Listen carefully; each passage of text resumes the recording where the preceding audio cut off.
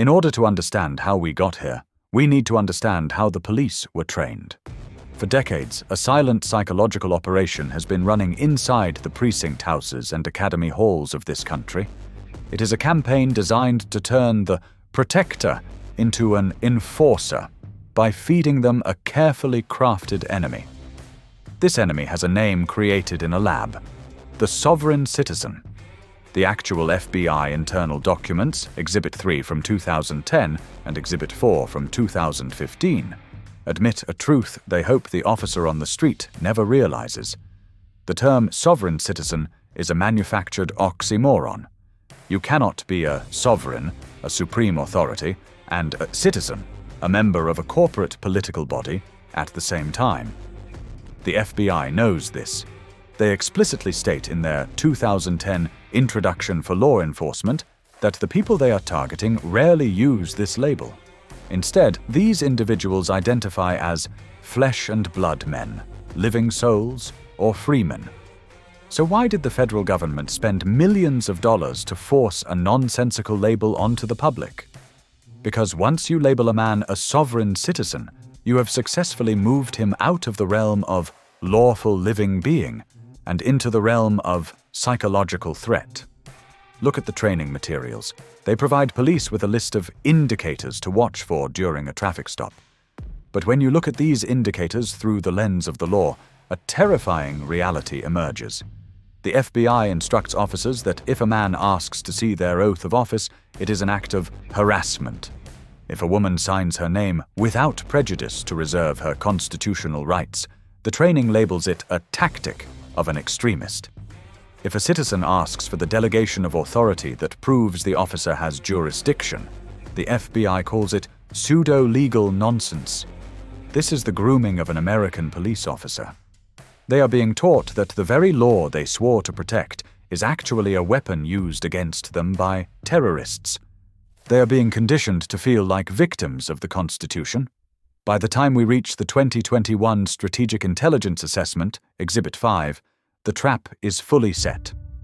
The federal government has officially escalated this from a financial nuisance to domestic terrorism. They have merged the man who reads the US code with the lone wolf mass shooter. They have created an environment where a routine inquiry about jurisdiction is treated like a countdown to a bomb. The police have been tricked. They are being told that the people who know the law are the ones they should fear the most. The architects of these documents are not protecting the officer. They are protecting the federal corporation by using the officer as a human shield.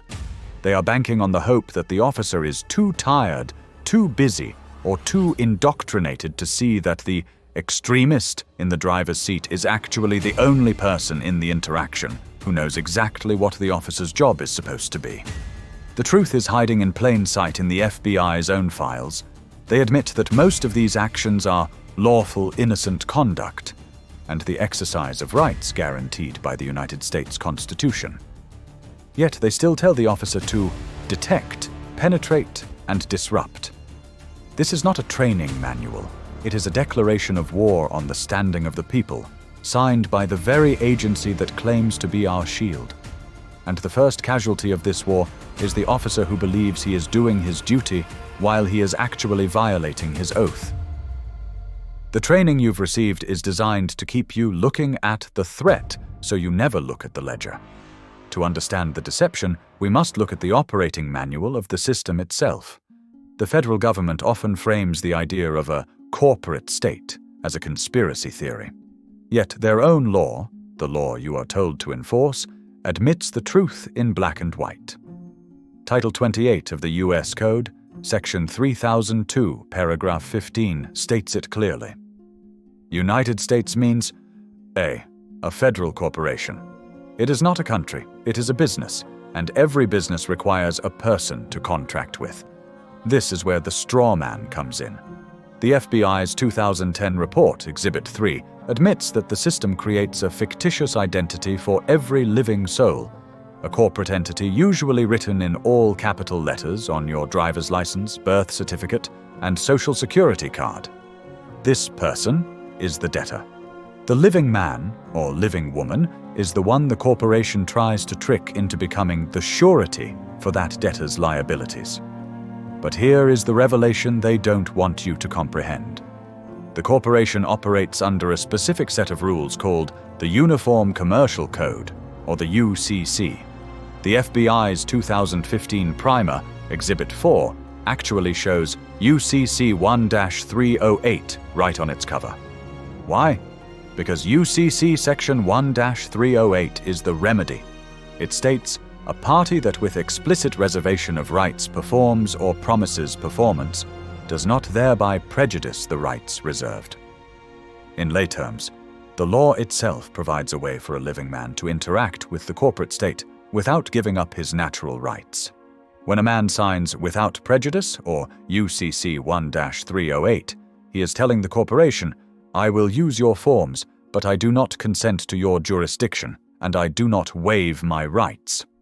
The FBI knows this.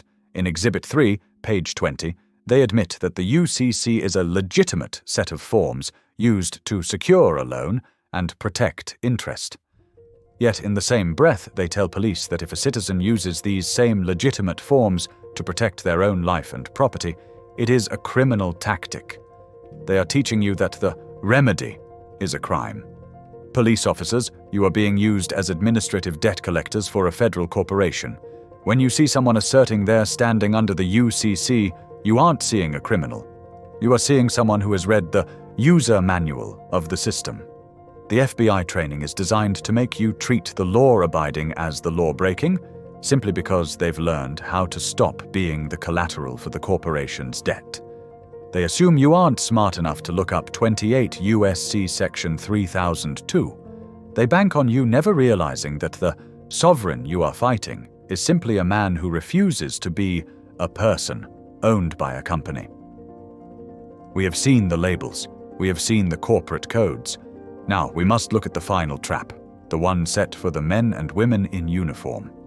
In May 2021, the game changed. The FBI and DHS released a very telling assessment labeled Strategic Intelligence Assessment and Data on Domestic Terrorism. This document is the final move in a decades-long game. It officially moves the goalposts from financial nuisance to domestic terrorism. By rebranding lawful conduct and the exercise of constitutional rights as indicators of extremism, the federal government has authorized a total surveillance mesh to snap shut over the American people. This is the big data war. Every social media post, every data point sold by brokers, and every digital ID ping is now being fed into a system designed to tag and track anyone who understands the corporate deception. They are using ICE and high-tech biometric checkpoints, originally built for the border, to hunt for those they've labeled sovereign citizens on the streets of our own cities. But here is the warning for the officers, the agents, and the employees on the front lines. History has a name for those who claim they are just following orders. In 1945, at the Nuremberg trials, the world faced a horrific truth. Men who wore uniforms, who were paid by a state, and who followed official bulletins claimed they were innocent because they were simply doing their jobs. They were administrative enforcers. But the world decided that Befehl ist Befehl, orders are orders, is not a defense for the violation of natural human rights. When a system collapses or its crimes are exposed, it never protects its foot soldiers. It sacrifices them to save the architects.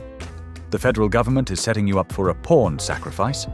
They give you these FBI primers and tell you to ignore arcane laws. They tell you that asking for an oath of office is harassment, but they are leaving you in a state of extreme legal vulnerability. Look at 18 U.S.C., paragraph 242, deprivation of rights under color of law. It states that any official who willfully subjects a person to the deprivation of their rights shall be fined or imprisoned. When you follow these FBI bulletins and violate the rights of a living man or woman, the FBI authors of those documents will not be in the courtroom with you. The Department of Justice, the same agency that wrote these terrorism primers, will be the one prosecuting you. They are using you to enforce corporate contracts under the guise of public safety. They are banking on you being too afraid of a terrorist label to notice that you are committing a federal crime every time you ignore a citizen's standing. To the officers reading this, the federal corporation does not have your back. They have already admitted in Exhibit 3 and Exhibit 5 that the conduct you are being trained to disrupt is often lawful and innocent. They are documenting your future prosecution while you are busy following orders. The only shield you have is your oath. The only authority you have is the law you were never taught. If you continue to act as an enforcer for a business entity against the living people you swore to protect, you aren't a hero. You are a liability. And when the music stops, you will be the one left standing alone in the line of fire. It is time to choose.